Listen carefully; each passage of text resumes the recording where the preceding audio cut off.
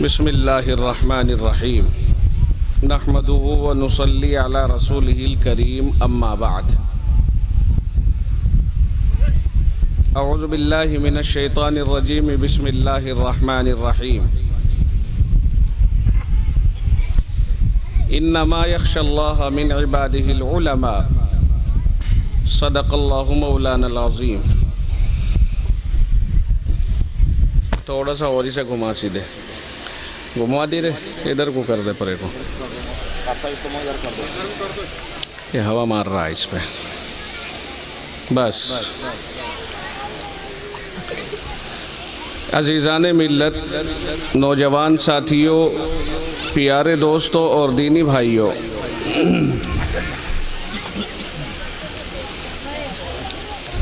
चंद minute मुख्तसर सी बातें 15-20 minute आप हजरात के दरमियान करके रुखसत होऊंगा और मेरे बाद बरादर मुकर्रम हज़रत मौलाना सादिक साहिब तशरीफ़ लाए हुए हैं। असल बयान आप हजरात उनसे समाअत फरमाएंगे। एक शानदार मुकर्रिर, शानदार ख़तीब, जय्यदुल इस्तिदाद, आलिम बासलाहियत। जब आप हजरात उनका बयान सुनेंगे आपको अंदाज़ा हो जाएगा, और इससे पहले आप हजरात में से बहुत से लोगों ने उनका बयान सुना भी होगा, इसलिए मैं भी यही चाहूँगा कि वक्त उन्हीं को मिले।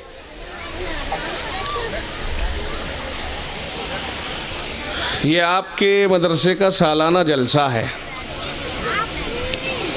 आपकी आमद भी ख़ुद बता रही है कि सालाना जलसा ही है, इसलिए कि सालाना जलसे को तो लोग गनीमत समझ के सुनते हैं कि भाई साल भर में एक जलसा मुयस्सर आया है, अगर इसे भी हम ढंग से नहीं सुनेंगे तो फिर क्या सुनेंगे। थोड़ा सा ज़रा सा ये ख़याल रखा करें कि जिस तरह से दस्तरखान पर बैठ कर के आदमी खाना खाता है तो उस वक्त जूते पहन कर के नहीं बैठता, बल्कि वो अपने जूतों को निकाल कर एक तरफ रख देता है और बहुत एहतराम के साथ खाने के सामने बैठ कर के खाना खाता है। ऐसे ही जलसे सुनने के लिए भी जब बैठा करें तो अपने जूतों को एक साइड में रख दिया करें। मेरा ये मतलब नहीं है कि अगर आप वहाँ बाहर निकाल के पंडाल से बाहर आएंगे तो पता चला कि कई लोगों के जूते अपने आप उनके घर पहुँच गए, वो यहाँ तलाश करेंगे और जूते उनको कहीं और मिलेंगे। इसलिए निकाल के दोनों जूतों की तली आपस में मिला करके अपने बराबर ही में रख लो, चाहे यह बहुत अच्छा हो। जिस तरह हाजी लोग मदीना मुनव्वरा और मक्का मुकर्रमा में ऐसा करते हैं कि एक छोटी सी पन्नी होती है, वो बाकायदा इसी काम के लिए हरमैन शरीफैन के अंदर लगी हुई होती है। उसमें से एक हिस्सा निकाला और अपने जूतों को उसमें रख लिया और एहतराम के साथ जूतों को रख दिया। अब कहीं भी रख सकते हैं, आप अपने बराबर में भी रख सकते हैं उनको, वो महफूज हो गए। तो जलसों में आवें तो एक पन्नी ले आया करें ताकि अपने जूतों को अपनी पन्नी के अंदर रख लिया करें। बहरहाल या फिर ऐसा कर लिया करें, आजकल तरक्की का ज़माना है, थोड़ा सा चंदा और बढ़ा के दे दिया करो मौलाना शेर खान साहब को और कुर्सियों का इंतज़ाम कर देंगे, ये कुर्सी बिछा दिया करेंगे, आप माशाल्लाह कुर्सियों पर बैठ जाया करें। और देखो बराबर सराबर सा ही पड़ता है, सोचने की बात है सिर्फ। अगर ये मैट न लाएं किराए पर, कुर्सियाँ लाएं तो हो सके 19-20 का ही फ़र्क पड़े। अब ये जो हरा हरा बिठा हुआ आपके नीचे, आप ये सोचते हैं शायद हम तो कपड़े धुले धुलाए पहन के आए हैं, अगर हम इनके ऊपर बैठ जाएंगे तो जो मिट्टी नीचे से लगेगी और उसको धुलने के लिए बड़ी मशक्क़त उठानी पड़ेगी, बड़ी मेहनत से उसको साफ़ करना पड़ेगा। और ख़ास तौर से जब आदमी एक जगह बैठा रहे तो कभी कभी पसीना भी आना शुरू हो जाता है उसको, ایک طرف مٹی اوپر سے پسینہ، جب دونوں چیزیں ملیں گے تو بڑا مشکل ہو جائے گا پھر کپڑا۔ تو یہ سمجھتے ہیں یار میرے کپڑے دھلے ہوئے ہیں، بہت سے لوگ کلب کے کپڑے پہنتے ہیں، صاف ستھرے کپڑے ہوتے ہی ہیں، تو یہ بھی ڈر لگتا ہے کہ اگر ہم اس طرح بیٹھیں تو آدمی اپنا دونوں پیروں پہ ہی بیٹھا رہتا ہے، ایسے ہی جیسے آدمی قضائے حاجت میں بیٹھا ہوا ہوتا ہے فراغت کے لیے، اسی طرح سے جلسہ سننے کے لیے بھی بیٹھ جاتا ہے، جب تک دم ہے بیٹھا ہے، اور جب پیر سلگنے لگیں گے اٹھ کے چل دے گا، اور کیا کرے گا۔ مدرسہ ماشاءاللہ شیر خان صاحب کے آنے کے بعد بار رونق ہو رہا ہے، خوبصورتی بڑھ رہی ہے۔ 2 بار میں ان کے آنے کے بعد یہاں آیا، ماشاءاللہ ہر بار 2 بالگی میں اضافہ ہوتا ہے، اور اس مرتبہ تو جو سامنے پیڑ کھڑا ہوا ہے اس کی گھراوٹ پہ جو اینٹیں لگا رکھی ہیں ان کا بھی منہ دھل دیا گیا صاحب، یعنی کوئی جگہ ایسی نہیں چھوڑی شیر خان صاحب نے کہ جس کے اوپر اپنا اثر و رسوخ کا استعمال نہ کیا ہو، ہر جگہ پر اپنے اثر و رسوخ کا استعمال کیا گیا ہے۔ خدا کرے ان کی اس محنت کو قبول فرمائے، اور بجھیڑے والوں کے لیے ان کے اس عمل کو اللہ تعالی قبول فرما لے، اور اس کا بجھیڑے والوں کے اوپر اثر بھی مرتب فرما دے۔ دیکھو کیسی کیسی بچیاں بیٹھی ہیں ماشاءاللہ، کیسے اللہ لگتا ہے جنت سے اتر کے آئی ہیں یہ مورتیاں، واہ بھائی اللہ تعالی قبول فرما لے۔ دیکھو تو صحیح کیسے با پردہ اور با حیا، جب یہ حیا بچوں کے اندر بچپن سے پیدا ہوتی ہے تو آگے چل کر کے وہ قوم کے لیے ایک حیا کا نمونہ پیش کرتی ہیں، اور پھر کبھی شکوہ نہیں رہتا ہے، بے پردگی کا شکوہ نہیں رہتا ہے۔ جس بچے کو بچپن سے حیا کا لباس پہنایا جائے گا وہ ہمیشہ با حیا رہے گا، چونکہ بچپن کی عادتیں آدمی کے اندر اتر جاتی ہیں جو ہمیشہ چلتی ہیں۔ تو یہی مدارس کی ایک پہچان ہے کہ وہاں بچوں کو حیا کا لباس دیا جاتا ہے، با ادب بنایا جاتا ہے۔ آج بھی اگر اس گئے گزرے دور میں آپ دیکھیں گے تو جتنا ادب مدارس کے اندر ہے اتنا ادب آپ کہیں نہیں پائیں گے۔ آج بھی اپنے استادوں کا بہت زیادہ ادب کرنے والے اگر آپ کو کہیں ملیں گے تو وہ صرف مدرسوں کے اندر ملیں گے، کالجوں میں اسکولوں میں آپ کو وہ بات نہیں ملے گی ادب کے دائرے میں جو آپ کو ان مکاتب اور مدارس کے اندر ملے گی۔ میں کہتا ہوں کہ ہر جگہ ادب کا دائرہ بڑھنا چاہیے، ہر جگہ با ادب، یہ کوئی مدارس ہی کی خصوصیت نہیں رہنی چاہیے بلکہ ہر انسان کو با ادب ہونا چاہیے، اور اپنے بڑوں کا ادب، اپنے چھوٹوں پر شفقت، یہ اور علماء کی قدردانی، یہ 3 چیزیں تو ہر معاشرے کے اندر ہونی چاہیے۔ جناب رسول اللہ صلی اللہ علیہ وسلم نے خود فرمایا لیس منا من لم یرحم صغیرنا، فرمایا وہ آدمی ہماری جماعت میں سے نہیں ہے جو ہمارے چھوٹوں کے اوپر رحم نہیں کرتا ہے، جس کے اندر اپنے چھوٹوں کے اوپر شفقت کرنے کا مزاج نہ ہو اور وہ مادہ نہ ہو۔ آقا نے ارشاد فرمایا وہ ہماری جماعت میں سے نہیں ہے۔ پھر فرمایا آپ نے وَلَمْ يُوَقِّرْ كَبِيرَنَا، اور ہمارے بڑوں کا احترام نہ کرتا ہو۔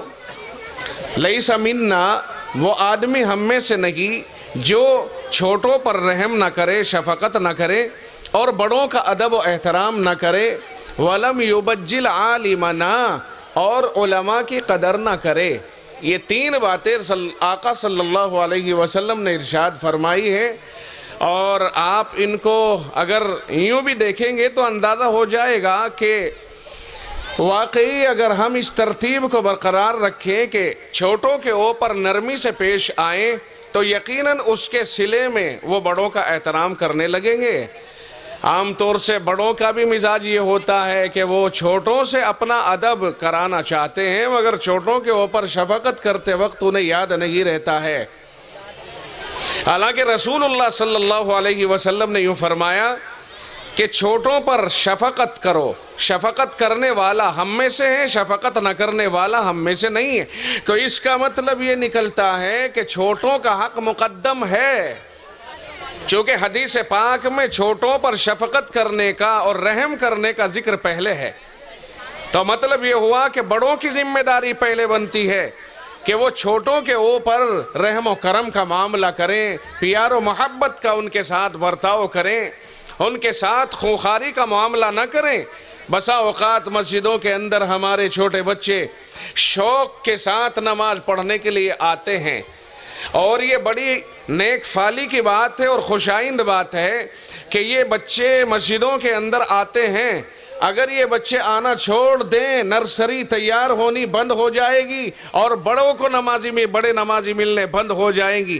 یہ چھوٹے چھوٹے اوپر سے آج اگر یہ چھوٹے چھوٹے بچے ریا کرتے ہیں، دکھاوا کرتے ہیں، کھیل کود کرتے ہیں، کل چل کر کے یہی عادت بنے گی اور پھر یہی عبادت میں تبدیل ہو جائے گی۔ بعض دفعہ بڑے میاں، بڑی عمر کے لوگ اناڑی مزاج اس طرح سے ان کے ساتھ برتاؤ کر دیتے ہیں مسجدوں میں کہ صاحب جس کا کوئی ٹھکانہ نہیں، ذرا سا بچوں نے شور کیا مچایا، انہوں نے تو مسجد کو سر پہ اٹھا کے رکھ لیا اور اس طرح سے وائی تباہی بکی اور اتنا غلغلہ اور اتنا شور و غل مچایا کہ بچے بھی یہ سمجھنے لگتے ہیں کہ مسجد میں آنا کبھی نہیں ہے، اب مسجد میں کبھی نہیں آنا۔ بچوں کے ذہن میں تصور بیٹھ جاتا ہے کہ ہم مسجد میں جاتے ہیں اور بڑی عمر کے لوگ ہمیں کھدیڑتے ہیں، کوئی ہاتھ پکڑ کے ان کو پھینک رہا ہے، کوئی ان کے بڑوں کو گالی بکنے لگتا ہے، کوئی کچھ کہتا ہے، کوئی کچھ کہتا۔ حالانکہ بڑے لوگ مسجد میں جس وقت میں بچوں کو ڈپٹتے ہیں اس وقت میں انتہائی بھیانک غلطی کرتے ہیں کہ وہ اللہ کے گھر کا ادب و احترام ختم کر کے شور مچا رہے ہوتے ہیں۔ بچے شور مچانے میں مکلف نہیں، وہ بچے ہیں، اور بڑے شور مچانے میں مکلف ہوتے ہیں۔ اس لیے بڑے حضرات کو چھوٹوں کے اوپر نرم برتاؤ رکھنا چاہیے تاکہ نرمی کے ساتھ میں انہیں اگر کوئی بات سمجھائی جائے گی پیار سے، ایک دو بار میں بچوں کی کچھ سمجھ میں آئے گی۔ اپنے گھروں میں بھی ان کے ساتھ میں اچھا برتاؤ ہونا چاہیے، اور باہر بھی ان کے بچہ ایک پھول کے مانند ہوتا ہے، معاشرے کا ایک پھول ہے، ایک کلی ہے، ایک گلشن کا ایک پھول ہے، انہی کے اوپر گلشن کی بہار موقوف ہے۔ بچوں کے ساتھ بہت زیادہ پیار اور محبت اور شفقت کا برتاؤ ہونا چاہیے۔ بسا اوقات رسول اکرم صلی اللہ علیہ وسلم بچوں کے اوپر تو بہت مہربان تھے ہی، لیکن کبھی کبھی ایسا بھی ہوتا، آپ کی زندگی میں ایسے واقعات بھی ہیں کہ جب آپ منبر پر خطبہ دے رہے ہیں اور حضرات حسنین اس طرح چلے آ رہے ہیں کہ کپڑے میں الجھ کر کے گر گئے، آپ خطبہ چھوڑ کر منبر سے اتر کر اور انہیں اٹھا کر کے گود میں لیتے ہیں۔ ہائے ہائے، رسول اکرم صلی اللہ علیہ وسلم کی بچوں کے اوپر شفقت اور پیار، کمزوروں کے اوپر شفقت اور پیار، چھوٹوں کے اوپر شفقت اور پیار، آقا ناداروں، مفلسوں اور غریبوں کے ساتھ جو برتاؤ کرتے ہیں وہ ایک مثالی چیز ہے۔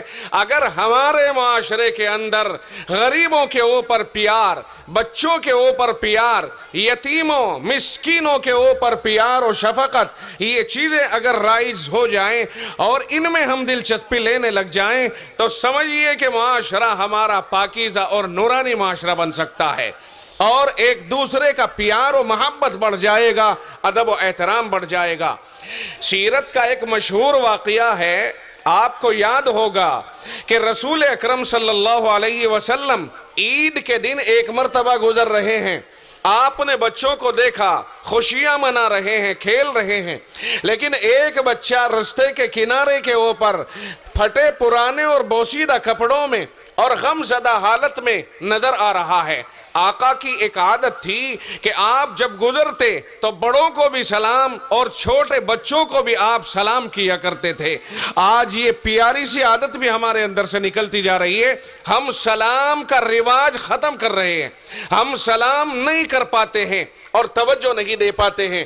سلام سے سلامتی آتی ہے، پیار بڑھتا ہے، محبت بڑھتی ہے۔ اگر کوئی سلام کرتا ہے السلام علیکم ورحمت اللہ وبرکاتہ، اس نے دعا دی تجھ پر سلامتی ہو، اللہ کی رحمتیں نازل ہو، اللہ کی طرف سے برکتیں نازل ہوں۔ کس قدر خیر کی باتیں کر رہا ہے، سلامتی کی دعا، رحمتوں کی دعا، برکتوں کی دعا دے رہا ہے۔ اس لیے اس رواج کو بڑھانا چاہیے۔ اس کا فائدہ یہ ہوتا ہے کہ بعض دفعہ آدمی کے دل میں کچھ کبیدگی ہوتی ہے، کسی کی طرف سے میل ہوتا ہے، سلام کرنے سے وہ میل دھل جاتا ہے، صفائی ہو جاتی ہے، خود بخود آدمی دوسرے آدمی کے قریب ہونا شروع ہو جاتا ہے۔ یہ ہے سلام کے فوائد۔ تو بہرحال رسول اکرم صلی اللہ علیہ وسلم نے اپنی پیاری عادت کے مطابق بچوں کو سلام کیا، بچے جواب دیتے۔ آپ نے دیکھا سارے بچے تو خوشیاں منا رہے ہیں، صاف ستھرے کپڑوں میں ہیں، مگر ایک بچہ تو ایسا بھی ہے کہ جو خوشیوں میں شریک نہیں، آج عید کے دن بھی وہ غم زدہ ہے۔ آقا رحمت صلی اللہ علیہ وسلم اس کے قریب تشریف لے گئے، فرمایا کیا ہوا تمہیں؟ اس خوشی میں کیوں شریک نہیں ہو؟ کیوں پریشان نظر آ رہے ہو؟ کیوں بوسیدہ حالت میں ہو؟ کیوں شکستہ حالت میں ہو؟ آقا کو اس بچے نے جواب دیا، یا رسول اللہ، میرا باپ نہیں ہے، غریب یتیم ہوں، میرے گھر پہ کوئی انتظام اس طرح کا نہیں کہ میں عید کی اس خوشیوں میں شریک ہو سکوں۔ آپ کا دل متاثر ہوا، آپ کا دل بہت زیادہ متوجہ ہوا، آپ نے اس کو اپنے گھر لے جانے کا ارادہ فرما لیا، ساتھ لے کر کے چلے گئے۔ ازواج مطہرات میں سے حضرت عائشہ رضی اللہ تعالیٰ عنہ سے فرمایا، عائشہ میں ایک بچہ لے کر کے آیا ہوں، لو تمہارے لیے خوشی کا سامان، چلو اسے کپڑا تیار کرو، نہلاؤ دھلاؤ، صاف ستھرا کرو اور اسے عید کی خوشیوں میں شامل کرو۔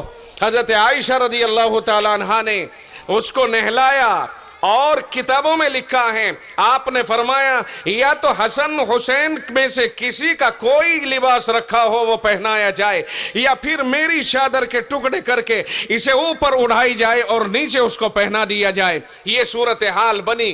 بہرحال بچے کو نہلایا، صاف ستھرا کیا، اسے کپڑے پہنائے گئے، اور اب رسول اکرم صلی اللہ علیہ وسلم نے فرمایا، او میرے پیارے، آپ بتاؤ تمہیں تمہارا باپ عید کے دن کس طرح لے چلتا ہے، یا تم اپنے باپ کے ساتھ کس طرح چلتے؟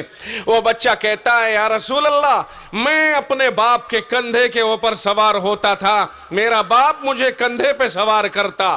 اب دیکھو یہاں ہے سبق لینے کا وقت کہ دو جہاں کا سردار ہے، کائنات میں جس کے برابر کوئی نہیں، آسمان و زمین جس کے غلام ہیں، جس کے اشاروں کے اوپر کائنات ناچنے کو تیار ہے، فرشتے جس کے آگے پیچھے گھومتے ہیں، رب ذوالجلال کا سب سے لاڈلا، اللہ اکبر، پیغمبروں کا سردار، آمنہ کا لخت جگر، امام الانبیاء، تاجدار بطحا، شاہ بدر و حنین، جناب محمد الرسول اللہ صلی اللہ علیہ وسلم ہے ایک طرف، دوسری طرف یہ بچہ ہے جس کا باپ نہیں، غریب ہے، کمزور ہے، خستہ حال ہے، پریشان حال ہے، یتیم ہے۔ اس بچے کے مقدر کو دیکھیے، دو جہاں کے سردار نے فرمایا یہ میرا کندھا ہے، سوار ہو جائیے۔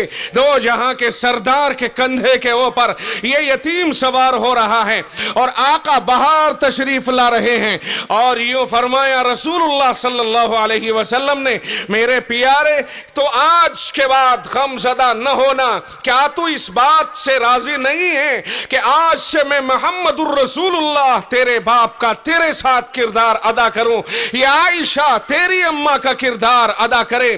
تو غم زدہ نہ ہونا، یہ فاطمہ تیری بہن کا کردار ادا کرے۔ بچہ خوش ہوا، کندھے پہ سوار ہے، باہر نکلتے ہیں، کتابوں میں لکھا ہے، فرمایا بچوں نے آپس میں اشارہ کیا، او دیکھو اس یتیم کو تھوڑی دیر پہلے کس پوزیشن میں تھا اور اب کس پوزیشن میں ہے۔ بچوں کو احساس بڑھا، یہ کہتا ہے او سن لو، آج کے بعد کوئی مجھے یتیم نہ کہے، میں یتیم نہیں، میرے باپ محمد الرسول اللہ آج سے میرے باپ، میری ماں آج سے عائشہ، اور میری بہن آج سے فاطمہ ہیں، اور لاؤ میرے جیسا باپ لے کر کے آؤ، لاؤ میرے جیسی ماں اور میرے جیسی بہن لے کر کے آؤ۔ بچوں کی چیخیں نکل گئی اور ذہن میں یہ بات گھومنے لگ گئی، کاش کہ آج یتیم ہم ہوتے اور کندھا محمد الرسول اللہ کا ہمارے لیے ہوتا۔ یہ ہے کہ چھوٹوں کو اوپر اٹھانا، معاشرے میں شفقت لانا، معاشرے کو آپس میں ایک دوسرے سے ملا جلا کے بہترین معاشرہ تیار کرنا۔ رسول اللہ گزر رہے ہیں، ایک یہودی کا بچہ ہے، موت کے قریب ہے، لوگ وہاں جمع ہیں۔ آقا نے فرمایا ابو بکر چلیے ہم بھی چلتے ہیں، کیا ہو رہا ہے؟ پوچھا گیا کیا ہو رہا ہے، یہ لوگ کیوں جمع ہیں؟ بتایا گیا یا رسول اللہ لوگ اس لیے جمع ہیں کہ یہ بچہ ان کا مرنے کے قریب ہے۔ چنانچہ وہاں پہنچے، انہوں نے دیکھا کہ اس کا باپ تورات اس کے سرانے بیٹھ کر کے پڑھ رہا ہے۔ آپ صلی اللہ علیہ وسلم نے فرمایا اس کے باپ سے کیا پڑھ رہے ہو؟ کہنے لگ گیا تورات پڑھ رہا ہوں۔ آپ نے فرمایا تورات میں میرا ذکر دیکھا کہ نہیں دیکھا؟ اس نے جھوٹ بولا اور کہا ہم نے تورات میں آپ کا کوئی تذکرہ نہیں دیکھا ہے۔ بچے کو خدا نے ہوش دلایا اور بچے کو ہوش آیا اور یہ بات بچے کے کانوں میں پڑ گئی۔ بچہ فوراً کہتا ہے ابا جان آپ غلط بیانی سے کیوں کام لے رہے ہو؟ تورات میں تو محمد الرسول اللہ کا ذکر جگہ جگہ موجود ہے، آپ جھوٹ بول رہے ہو۔ آپ صلی اللہ علیہ وسلم بچے کی طرف متوجہ ہوئے اور فرمایا بیٹے لا الہ الا اللہ محمد الرسول اللہ پڑھ لے، موت کا وقت ہے۔ بچے نے لا الہ پڑھا کیا؟ پہلے اپنے باپ کی طرف کو دیکھا کہ باپ کیا کہتا ہے۔ باپ چونکہ جانتا ہے اور یہود و نصارہ کے بارے میں خود قرآن کہتا ہے الذین آتیناہم الکتاب یعرفونہ کما یعرفون ابناءہم، کہ جن لوگوں کو اللہ ہم نے کتاب دی ہے یعنی تورات و انجیل جن کو ملی ہے، وہ لوگ رسول اللہ کے سچا نبی ہونے کو اس طرح پہچانتے ہیں جیسے اپنے بیٹوں کے بیٹا ہونے کو پہچانتے ہیں۔ یعرفونہ کما یعرفون ابناءہم، اس طرح وہ رسول اللہ کی سچائی اور صداقت کو سمجھتے ہیں جیسے اپنی اولاد کے لیے ان اپنے بیٹوں کے لیے بیٹا ہونا سمجھتے ہیں، اس قدر یقین۔ مگر اس یہودی نے جھوٹ بولا، بیٹے نے کہا آپ نے جھوٹ بولا۔ آقا نے سمجھا کہ بچے میں صلاحیت موجود ہے حق کو قبول کرنے کی، آپ نے فوراً حق بات کو پیش فرما دیا۔ بچے نے اپنے باپ کی طرف دیکھا، باپ نے کہا اب چونکہ راز کھل چکا تھا اس لیے باپ نے کہا بیٹا جو ابو القاسم کہہ رہے ہیں سچ کہتے ہیں، پڑھ لو لا الہ الا اللہ۔ ابو القاسم کنیت تھی رسول اکرم صلی اللہ علیہ وسلم کی۔ آقا نے کلمہ پیش کیا، بچے نے زبان سے کلمے کا اقرار کیا اور چند لمحوں کے بعد دوبارہ پھر بے ہوشی طاری ہو گئی اور غشی، اور اسی حال میں اللہ کو پیارے ہو گئے۔ پرواز کر گئی روح، ایمان کی حالت میں پرواز کر گئی۔ باپ کہتا ہے محمد الرسول اللہ صلی اللہ علیہ وسلم سے کہ چونکہ تمہاری ملت کے مطابق موت ہوئی ہے اس لیے دفن بھی اب تم ہی کرو اس کو۔ آقا نے حضرت عائشہ سے پھر فرمایا گھر میں تشریف لائے، عائشہ گرم پانی کیا جائے، آج ایک بچہ لے کر کے آ رہا ہوں، تمہارا مقدر جاگ گیا ہے۔ بچہ آیا، اس کو غسل دیا گیا، کفن دیا گیا، اور رسول اکرم صلی اللہ علیہ وسلم جنازہ پڑھانے کے بعد خود قبر میں اندر اترے، اپنے ہاتھوں سے اسے قبر کے حوالے کیا اور یہ فرمایا کہ میں اسے قبر میں نہیں بلکہ جنت میں رکھ رہا ہوں۔ آئے ہائے، یہ ہے رسول اکرم صلی اللہ علیہ وسلم نے جو پیارا سا معاشرہ تیار کیا ہے، پیارا سا معاشرہ جہاں سلام کا بھی رواج ہونا چاہیے، جہاں ایک دوسرے پر شفقتوں کا رواج ہونا چاہیے، اور جب بچوں کے اوپر شفقت ہوگی تو یقین جانیے یہ بچے بڑوں کا ادب اور احترام کرنے والے بن جائیں گے۔ ہم نے چاہا کہ ہم بچوں سے اپنا احترام کرائیں اور ان کے ساتھ پیار و محبت کا معاملہ نہ کریں، ایسا نہیں ہو سکتا ہے۔ پہلے اپنا فرض سمجھیں، اس کو ادا کریں، اس کے بعد اس کے صلے میں انشاءاللہ ہمیں ادب ملے گا۔ تیسری بات آقا نے فرمائی جو علماء کی قدر نہیں کرتا ہے وہ ہم میں سے نہیں ہے۔ علماء کون ہیں؟ علماء پیغمبروں کے وارث ہیں۔ تمہارا وارث تمہارا بیٹا ہو سکتا ہے، چونکہ تم نے مال چھوڑا ہے، اس مال کو حاصل کرنے والا تمہارا اپنا نجی بیٹا ہے، نجی بیٹی ہے، تمہارا وارث بن گیا۔ تمہارا مال ہونے کی وجہ سے، تمہارے مال پر اس کا قبضہ ہو گیا، تمہارا وارث ہونے کی وجہ سے، کیونکہ تم نے مال چھوڑا ہے نا، گھر بار زمین زمین و جائیداد، کرنٹ اکاؤنٹ، یہ ساری چیزیں آپ نے چھوڑی ہیں، تو آپ کی اولاد آپ کی وارث بن گئی۔ آؤ آمنہ کے لخت جگر کے دربار میں چلتے ہیں۔ آپ نے فرمایا ہے کہ ہم انبیاء کی جماعت نہ کسی کے وارث بنا کرتے ہیں اور نہ ہم کسی کو اپنا وارث بنایا کرتے ہیں، یعنی مال کے اعتبار سے۔ آقا نے پھر فرمایا ان العلماء ورثۃ الانبیاء، یہ علماء نبیوں کے وارث ہیں۔ اور نبیوں نے کیا چھوڑا ہے وراثت میں؟ فرمایا نبیوں نے علم کو وراثت میں چھوڑا ہے۔ فمن اخذہ اخذ بحظ وافر، فرمایا جس نے علم کو حاصل کر لیا اس نے بڑا میراث کا حصہ حاصل کر لیا۔ نبیوں نے علم چھوڑا، اس کو جس نے حاصل کر لیا وہی نبیوں کا وارث قرار پایا۔ کیا وجہ ہے؟ تجزیہ کیجئے۔ اگر تمہارے وارث کو یعنی تمہارے بیٹے کو کوئی تکلیف ہو جائے، تمہیں تکلیف ہو جاتی ہے، اور یہاں نبیوں کے وارث یعنی علماء کو اگر کسی سے تکلیف ہو جائے، کسی سے تکلیف ہو جائے اور انہیں کوئی ستائے، کوئی وجہ نہیں ہے، خام خواہ دشمنی کر رہا ہے، ان سے بغاوت کر رہا ہے، ان کی مخالفت کر رہا ہے، چڑھتا ہے، فرمایا تو ڈائریکٹ نبی کو تکلیف ہوگی، کیونکہ علماء نبی کے وارث ہیں، جس طرح تمہارے بچے تمہارے وارث ہیں۔ اگر اس کو ستانے سے تمہیں تکلیف ہو سکتی ہے تو پھر پیغمبروں کو بھی اپنے وارثوں کی تکلیف سے تکلیف ہوگی، اور پیغمبر کی تکلیف کے خداوند قدوس کا غضب جوش میں اگر آ گیا تو بھائی پیچھا چھڑانا بھاری ہو جائے گا۔ اس لیے آقا نے فرمایا جو علماء کا احترام نہیں کرتا ہے وہ بھی ہم میں سے نہیں ہے۔ قرآن کہتا ہے انما یخشی اللہ من عبادہ العلماء، اللہ کے بندے تو بہت ہیں لیکن علماء مخصوص بندے ہیں۔ فرمایا اللہ سے خاص کر کے علماء ڈرتے ہیں، اللہ سے، دوسروں کے مقابلے میں اللہ سے ڈرنے والے علماء ہیں۔ آپ کہیں گے علماء کیسے ڈرتے ہیں؟ ہم آپ کو بتائیں گے۔ آپ اگر موٹی موٹی باتیں دیکھنا چاہتے ہو تو دیکھو، علماء جواری نہیں ملیں گے، عام آدمی جواری مل جائے گا، کہ اسکول اور کالجوں کے بچے بھی مل سکتے ہیں، مگر نہ ملے تو بہتر ہے۔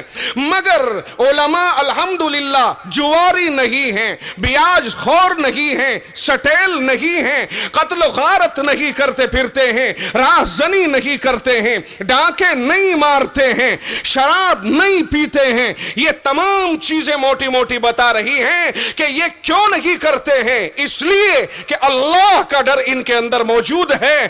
رب نے سچ فرمایا ہے انما یخشی اللہ من عبادہ العلماء، کہ اللہ کے بندوں میں سے علماء اللہ سے ڈرنے والے ہوتے ہیں، اور یہی ڈر ان کو نماز پر مجبور کرتا ہے، یہی ڈر معاشرے کے اندر سلامت روی کا معاملہ کرنے پر مجبور کرتا ہے، یہی خدا کا ڈر شراب سے دوری بنانے پہ مجبور کرتا ہے، یہی خدا کا ڈر اپنے بیوی بچوں کے ساتھ اچھا سلوک کرنے پہ مجبور کرتا ہے، اور پڑوسیوں کے ساتھ اچھا سلوک کرنے پر مجبور کرتا ہے۔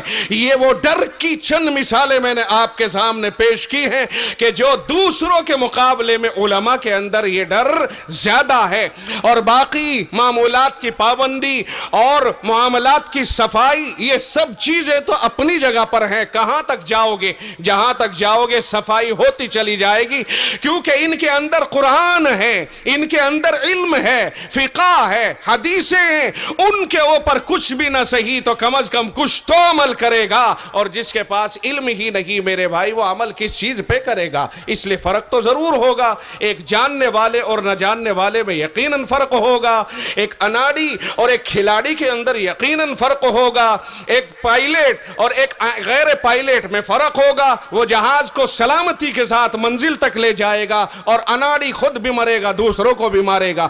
تو علم ایک ایسی چیز ہے جو انسان کو خدا سے ملاتی ہے، اسی لیے قرآن کریم نے صاف کہہ دیا کہ علم والے اللہ سے ڈرنے والے ہوتے ہیں۔ اللہ تعالی ہم سب کو دین و شریعت کے اوپر صحیح معنی میں عمل کی توفیق مرحمت فرمائے، چھوٹوں پہ شفقت، بڑوں کا احترام اور علماء کی قدر، مدارس کی قدر کرنے کی ہمیں مکمل توفیق عطا فرمائے۔ وآخر دعوانا ان الحمدللہ رب العالمین۔